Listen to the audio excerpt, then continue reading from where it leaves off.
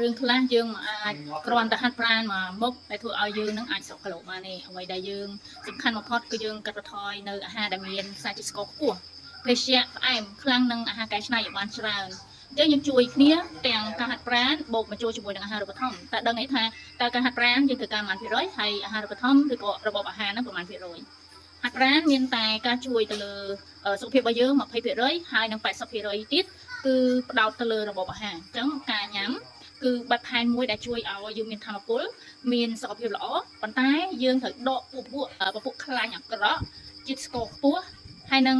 ពួកអាហារកែច្នៃពួកគ្រឿងដិតពួកហ្នឹងគឺប៉ះពាល់ជាមួយនឹងផែនការនៅក្នុង